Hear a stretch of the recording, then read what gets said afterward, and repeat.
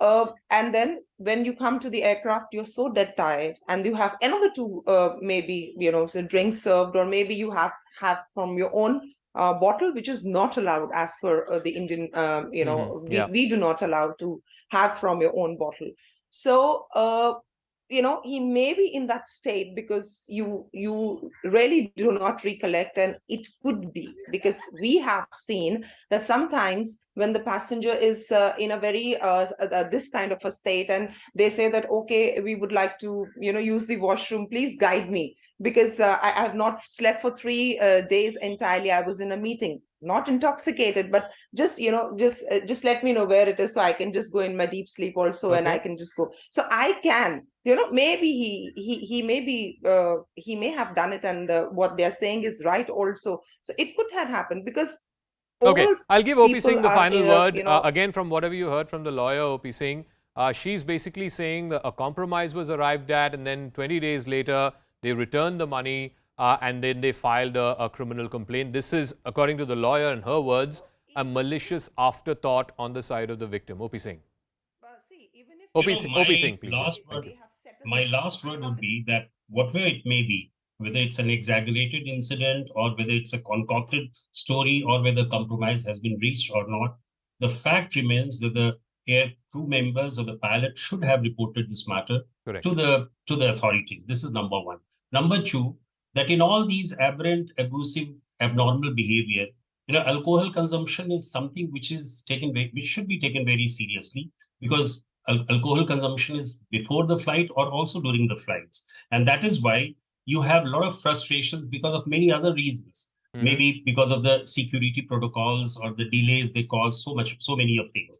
So I can accept the arguments of the lawyer, but at the same time, since Air India has already ordered for an internal probe, let the probe come out. Okay. Because the police is already probing, and the internal probe will also start. All right. It's very difficult I have to wrap say. up. I'm completely out of time. Thank you very much to all our guests. All I'll say is this, that neither the accused lawyer nor the victim's account is, dismissing this incident. The incident did happen.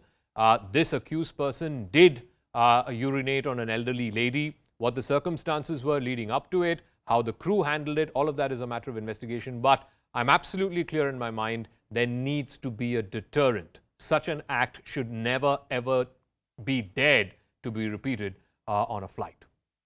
Thank you for your time.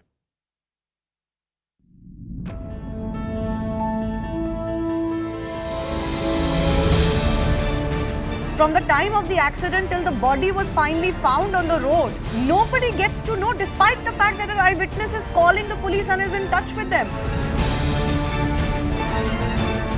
Whatever Pakistan does is not talked about. What India does becomes the, the whole aspect structure of the entire Western narrative. Yes, there was pain. Nobody is doubting the hardship and pain that people had to go through. But virtually 2 months after demonetization, you had the Uttar Pradesh election, and the BJP won its biggest electoral victory in the biggest state in this country. Jain समाज सड़क पर है, oppose कर रही है, तो आप उनके साथ क्यों नहीं खड़े? उनका डिमांड बहुत ही सिंपल है. वो कहते हैं कि होली पिलग्रिमेज टाउन डिक्लेयर कर दिया जाए rather than a tourist spot.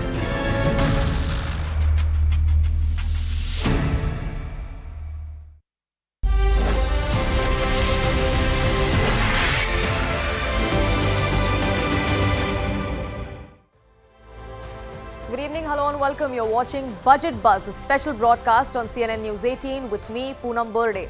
We are 3 weeks away from this year's budget, and tonight we begin our 4-part series on what India is expecting from Finance Minister Nirmala Sitharaman.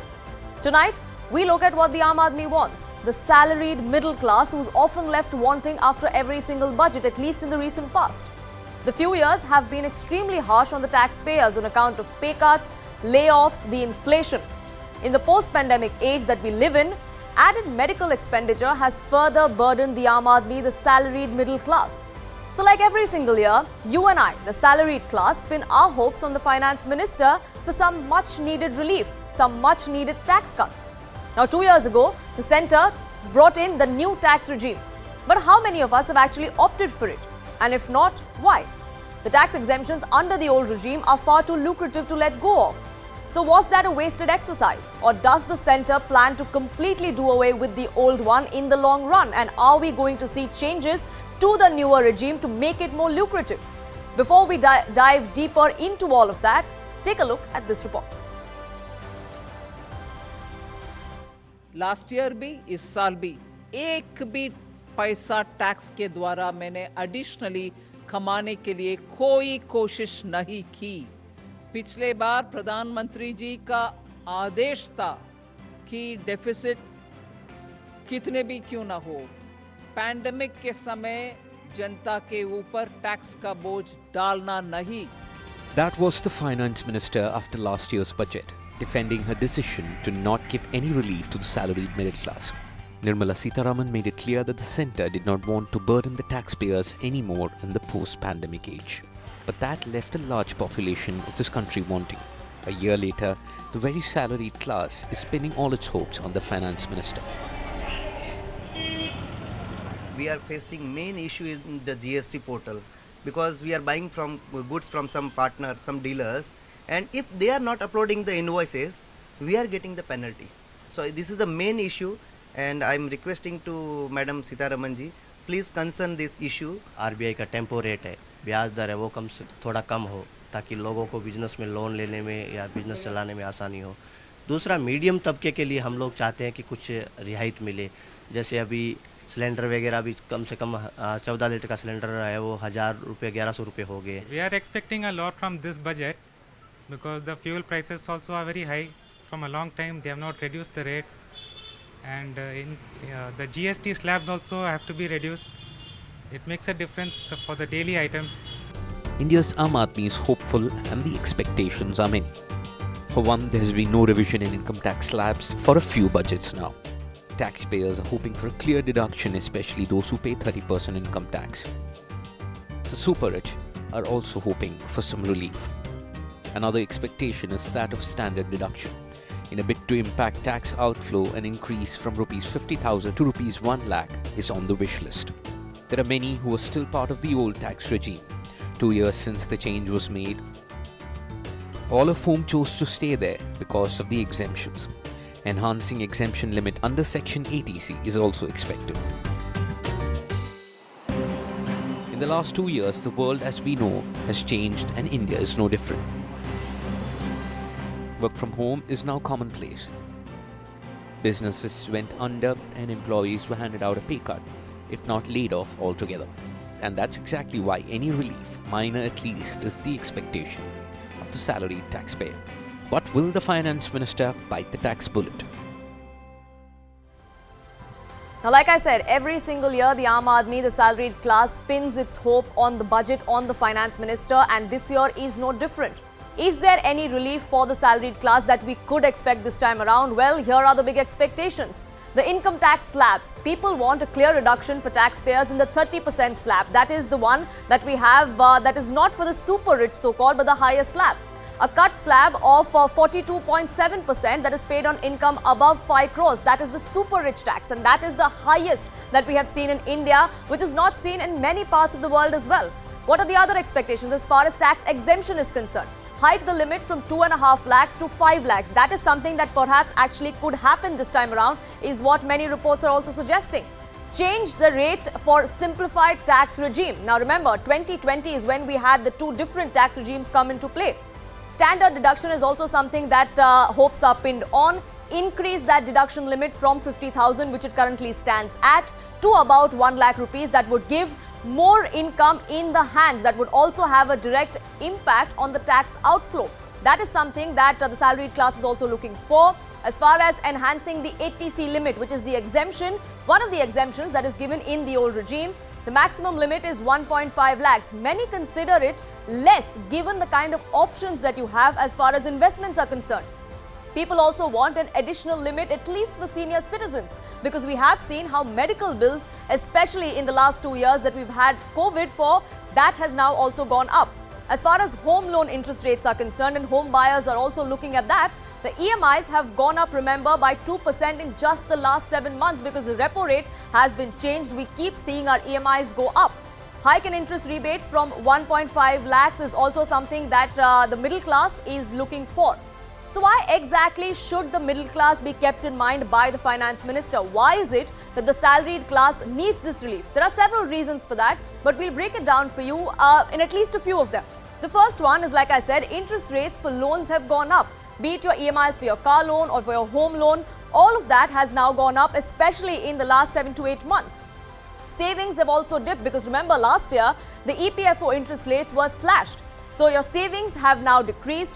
Another reason why the Aam Aadmi, the middle class, needs relief is because inflation is also at a high. It has been above 6% pretty much all of 2022. That's another reason why we need more money in the hands of people. The GST slabs have been hiked on essential commodities, what can be believed as everyday necessities. That is also something that people are looking for a relief from, and that's why whether or not Finance Minister actually bites that tax bullet, gives us the tax break, is something that every middle class salaried Indian is looking forward to. Saket Dalmia, President of PhD Chamber of Commerce and Industry, joins us on this broadcast. Tapti Ghosh, partner at Deloitte India, joins us as well. Deputy General Manager of Taxman, Naveen Wadhwa, is with me on this broadcast, and founder of ANBAC Advisors, Anuj Bali, also with me. I'd like to begin with Tapti Ghosh. Tapti Ghosh, every single year, the middle class is pinning its hope on a tax break. Whether or not the slabs are changed, whether or not there are certain exemptions that are given, and this time there is no difference. What can we expect from the Finance Minister this time around for the salaried class, for the middle class, a large chunk of population in this country? You're absolutely right, Poonam. The individual has been extremely resilient during these COVID times. They've had to take care of inflationary pressures, and they expect more disposable income in their hands to get back to their investment culture, save more, consume, get back to the consumption that they were used to pre-COVID. Can be done in several ways by the government. For instance, in terms of widening of the tax slabs, lowering of the tax rates. Much has been said in connection with the lower income groups, where of course widening of the tax slabs for the lower ones, you mentioned 2.5 to 5 lakhs. Frankly, the government also has the objective of maintaining the tax base. So to what extent they will cater to that ask is to be seen. However, tax slabs can definitely be widened, and at the same time, as you mentioned, the 10 lakh threshold that is there for the highest tax bracket can definitely be raised to say a 20-25 lakhs or more. And besides that, not much has been said in terms of the higher tax brackets as well. You talked about the 5 crore plus, where the effective tax rate is 42.74, far higher than any of the tax rates in our neighboring countries like Singapore, Hong Kong or Malaysia. And the government would need to look at ways and means to rationalize that, to ensure that there is no investment outflow from the country. So that's also something that that could be done. You talked about ATC, even if it's purely for the perspective of the impact of inflationary trends, the 1.5 lakhs is just not enough and can be raised to 2.5 to 3 lakhs. There is pressures that individuals face with regard to medical expenses, medical premiums that are increasing. ATD again can be rationalized. Section 80 TTA can be more can be done over there to make it more aligned to what's available for the senior citizen, where it's expanded to fixed deposits as well, and not just for savings. And at the same time, the limit of 10,000 can be increased to 50,000, because there are those individuals who need to be more conservative in their investment pattern, and hence would want to get some tax relief for the interest that they earn on fixed deposits as well. So these are some of the things that the government can do in terms of placing a little more disposable income in the hands of the lower class and the middle class, and taking care of the high net worth individuals as well, who ensure that there is a lot of for the economy. Absolutely. So there's a lot that can be done. There's a room for a lot that can be done. But I would like to ask, as far as the two different regimes are concerned, it's been 2 years, Naveen Vadva, since that new tax regime came into being. But only 10 to 12% of taxpayers actually are in the new tax regime. Most of it is because of the kind of exemptions we have under the old regime, and they're too lucrative to let go of. So this exemption limit that is being increased, the standard deduction from 1.5 lakhs, from 2.5 lakhs to 5 lakhs, is that something that's being done by keeping in mind to make the new one more lucrative? Yeah, exactly. So the purpose behind introducing the new tax regime was because the current tax legislation, they are quite complex. We have a complex web of lot of deductions, lot of exemptions, which a common taxpayer is not able to understand. So considering those ideas, considering those problems, in fact, a committee has also recommended to remove all the existing deductions and exemption. But I know it can't be done overnight. Because of that reason, the government came up with an idea of introducing an alternative tax regime of section 115 BAC. So this regime though has got 7 tax slabs, and the highest rate of 30% applies after 15 lakh. In spite of that, there were not many takers of this new regime, and probably most of them who have opted for the new regime were non-residents. And the reason behind it is very, very simple. All common deduction and exemptions a salaried taxpayer generally get. These are standard deductions of 50,000 rupees, ATC for your insurance policies for your children education, repayment of housing loan, or interest on your housing loan, which is allowed up to 2 lakh rupees, then your medical insurance premium. All the deductions are not allowed. So if your income is above 15 lakh rupees, this new regime is not beneficial for you. So the government could do either by reducing the tax rate, the higher tax slab is still 30%. Either reduce at 30% or increase the bar wherein the highest tax rate of 30% should apply. That should apply after 20 lakh rupees. That could be one thing. Another thing is at least allow some basic deductions like life insurance policies, which is in India, the penetration is just 2.3 or 3%. Correct. So the government should give a boost to the life insurance policy as well as medical insurance policy. And that could be easily done by allowing tax deduction for life insurance policies and the medical insurance. So if government tweaks this new regime in the current budget, so I see there is no reason if I don't want to go for the new regime. So probably that could be the reason that there were not many takers of the new regime. Right. So this reduction or this enhancement of that limit could actually be twofold, also for the government to get the people into the new regime, also to ensure that there is still scope for some sort of investments, some sort of savings that can be done. But Saket Dalmia, these are all short-term gains, so to say, as far as the direct tax breaks would be concerned. But long-term as well, there are lots of benefits that could be considered by the centre, by the finance minister, like healthcare. We've been talking about medical insurance as well. In post-COVID era, that is something that is a big expenditure. Healthcare or maternity or post-retirement benefits for senior citizens. Would you agree that there is scope for the finance minister to look at these long-term measures as well? And is that something that this time around you think would be on the mind of the finance minister?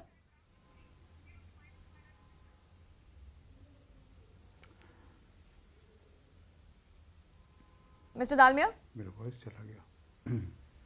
Yeah, so can you hear me? Yes, go ahead. Yeah, so I think well put.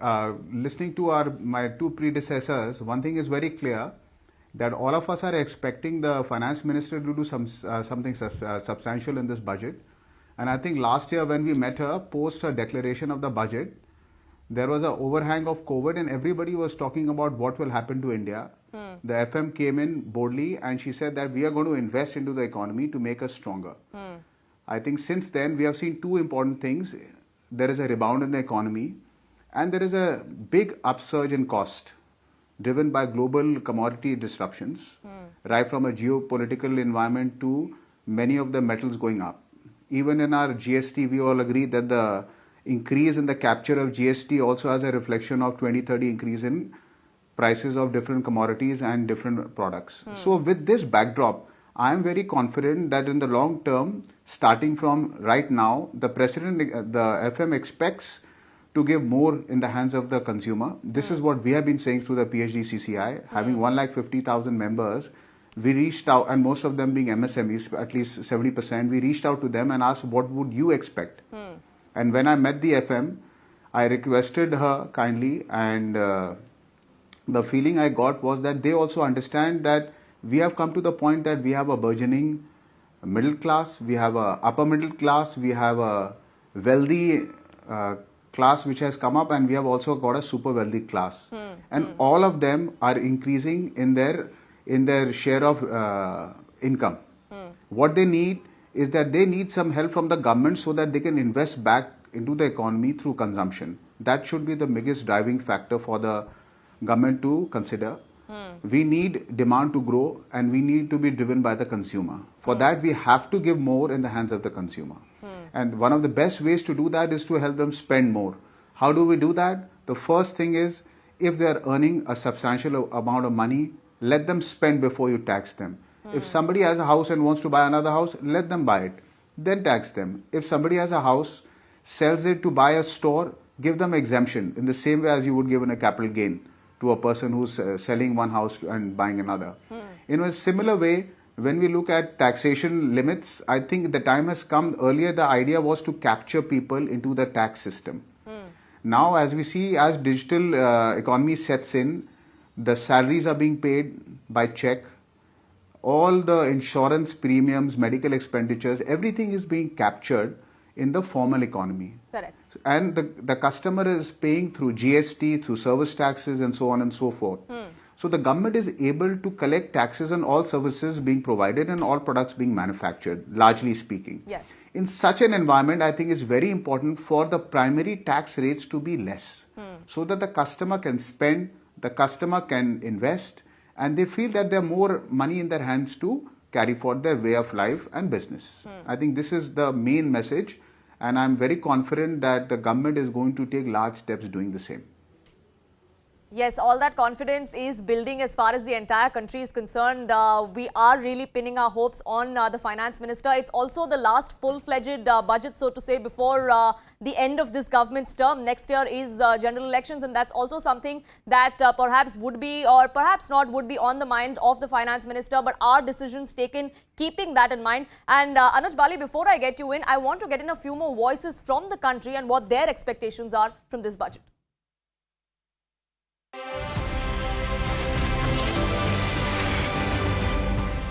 My request to the government is to look at, offering input tax credit to the restaurants so that, we are able to manage our P&L slightly better and not forced to pass on all the costs to the consumers. And, consumers are also struggling with rising inflationary pressure. Today we get 3 years of exemption on the taxes, right? But when we are building an enterprise product like ours, it takes 4 to 5 years to build a platform. And we actually are building an enterprise platform, so it will take even more. Even though we have customers, but by the time the platform becomes mature, it will be like another 2 years. So that is where if that exemption can be for more than 3 years, that will really help startups like us. Just before COVID, they encouraged to take the home loans like anything. We taken home, we helped the society to move the money. But now what happened, they increased the repo rate because every month 15,000 we are paying extra for the home EMI. That is 15,000 and fuel is extra, again it is 10,000 burden, gas are extra. These all things are making too much burden to as a individual IT payer. So look into these all expenses and increase the 180C whatever limit we have it, that we need to increase it. Common man, we are expecting the budget to be little pocket friendly. We don't want any increase in the sources of budgeting for the common man because it affects in the lifestyle of everybody, be it a businessman or a IT professional or a CA, whoever it is. It should not. It should be user friendly. It should not hit the deep pockets. Now, the wish list is long, and the expectation is not just to have more disposable income in your hand. The expectation of the salaried middle class is also to ensure that the expenditure is less. And we've seen the kind of EMIs shot up that have happened in the last few months, especially given that the repo rate has been changing. And Anuj Bali, that brings me to the expenditure and how that is something that also can be looked at by the finance minister, especially as far as personal and education loans are concerned. They comprise 35% of the Indian lending market, and both of them attract pretty high interest rates. You think some relaxations as far as those two factors are concerned, that is also something that the finance minister could be looking at, especially as far as personal loan borrowers are concerned?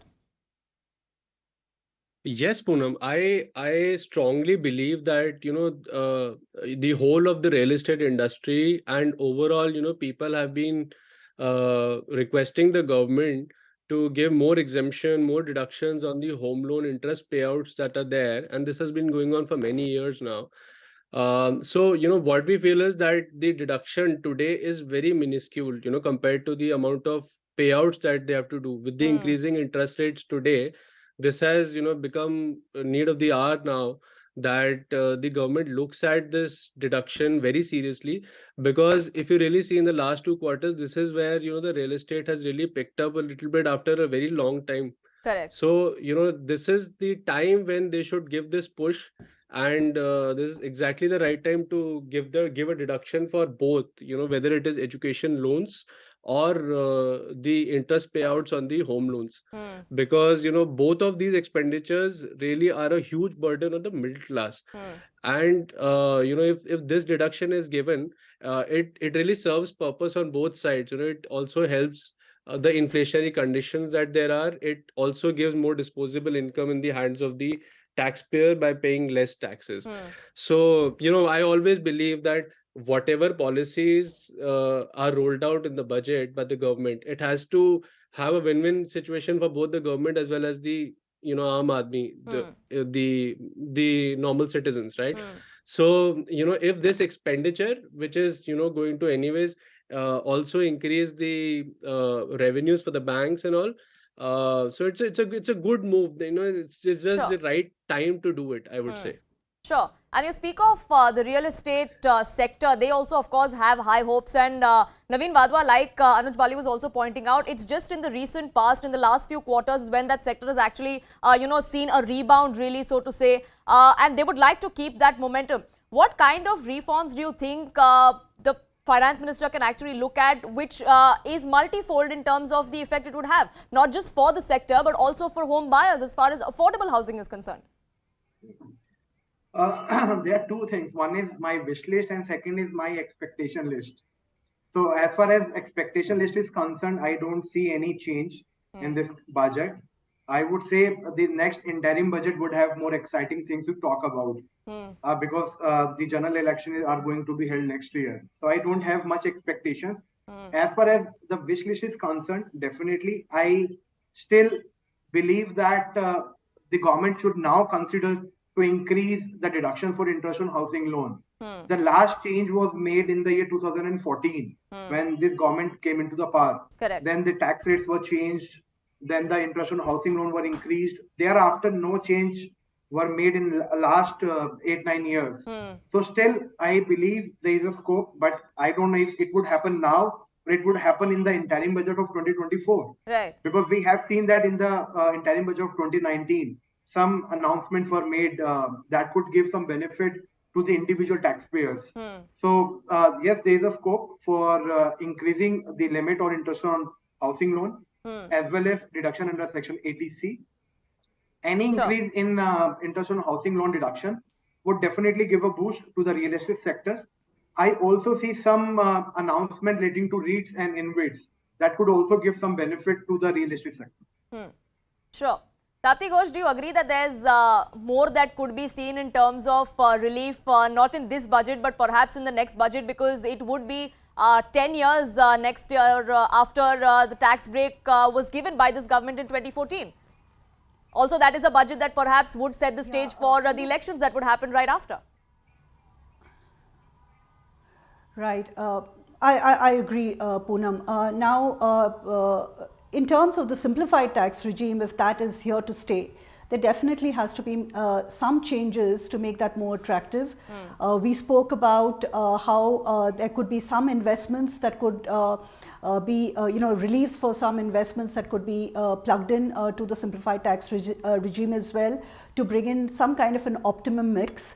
Just to take an example, say a person has a very large housing loan, and he gets he rents out this property, he gets a ATC benefit, he gets a deduction for income from house property. Now those benefits are not going to be available in the simplified tax regime. So how is he going to make a switch?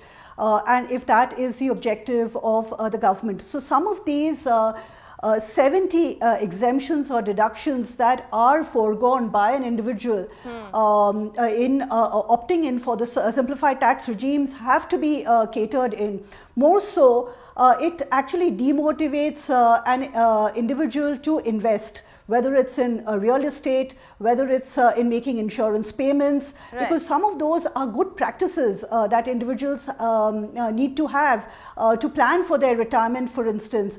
Some of these have to be brought in to the simplified tax regime to make it more attractive and at the same time ensure that the economy, the consumption, the investment is then here to stay for the longer run, as you mentioned. Right, and that fine balance need to be maintained, Saket Dalmia, isn't it? Yes, you have to give, you have to ensure that there is more disposable income in the hands of the Aam Aadmi, the salaried class, but at the same time, the industry also needs to benefit. So the effect has to be twofold as far as these decisions are concerned. Exactly, and one other thing, Mr. some of Dalmia. these procedural restrictions that are there in the simplified tax regime, in say, if you file a belated tax return, the option is not available for a professional. Dapti Ghosh, I'm sorry to interrupt you, but I'm running short of time and I just want Mr. Dalmia to have a word as well. Mr. Dalmia, go ahead. Go ahead. Yeah, will do. Yeah, so if you could just repeat what you're asking me. We're talking about how it's not just giving disposable income in the hands of the salaried class, but it has to be a twofold decision. You have to ensure that you maintain that fine balance between industry expectations and individual expectations as well. I totally agree with you there, and I think what really industry is always looking for is simplification in the way of they are doing business, and that the demand is there. Right. So I think procedural ease of doing business is critical, and I think if we are able to make a consumer-driven demand economy, which we have seen America being able to do for such a long period of time, we would have won the battle. Having the the demographic dividend. Right. So there are some lessons to be learned from the West as well. I'm sorry to interrupt you, Saket Dalmia, but I'm completely out of time, and I thank you all for joining us here on this broadcast. With that, it's the end of this edition of Budget Buzz. But don't forget to tune in every Friday at 6:30 p.m. for the next 3 weeks as we bring you the biggest build-up to Budget 2023.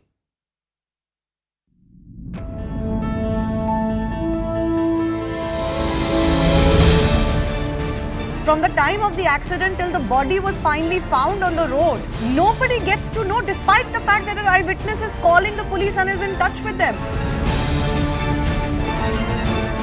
Whatever Pakistan does is not talked about. What India does becomes the the whole aspect structure of the entire Western narrative. Yes, there was pain. Nobody is doubting the hardship and pain that people had to go through. But virtually 2 months after demonetization, you had the Uttar Pradesh election, and the BJP won its biggest electoral victory in the biggest state in this country. Jain समाज सड़क पर है, oppose कर रही है, तो आप उनके साथ क्यों नहीं खड़े? उनका डिमांड बहुत ही सिंपल है. वो कहते हैं कि होली पिलग्रिमेज टाउन डिक्लेयर कर दिया जाए rather than a tourist spot.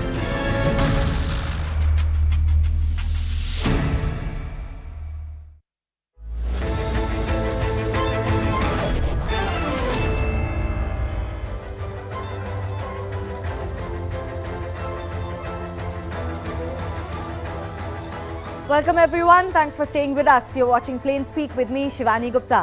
Utter and absolutely shameless, appalling chaos broke out in MCD House today as the members were to be administered oath and an election for mayor and deputy mayor was to be conducted. Chaos ensued as AAP councillors and MLAs raised slogans and entered the well when the 10 aldermen were being administered their oath. The Aam Aadmi Party alleges that this is wrong. Elected representatives should be given the oath first. But is that reason enough to completely reduce the proceedings to some local eatery brawl? The Aam Aadmi Party is also alleging that BJP has some conspiracy to get the nominated members to vote and thus capture MCD which they lost unethically. But where is this fear or allegation coming from? Nobody really knows. Is this just a ruse then to disrupt proceedings? Earlier, the nomination itself was questioned by the Aam Aadmi Party, and now there is a question on at least 2 of those nominations made. It is likely that they will be changed. Regardless of what the objections are, what transpired in the House today, can that be justified?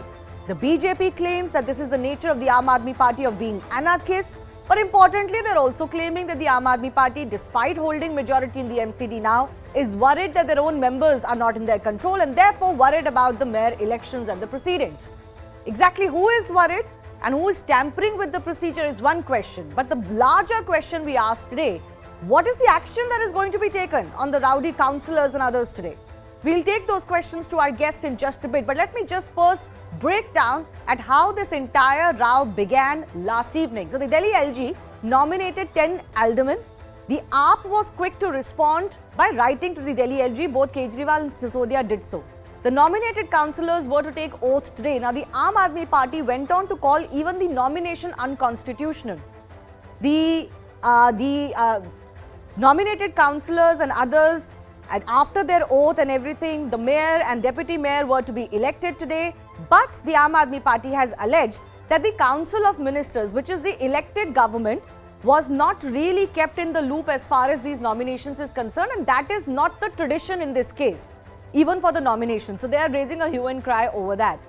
Today that row took another ugly turn where utter chaos broke out when nominated members were administered their oath before the elected members. As I mentioned, the Aam Aadmi Party claims there is some design that nominated members will vote which is not allowed. As far as the brawl is concerned, it took politics to a new low. The Aam Aadmi Party is claiming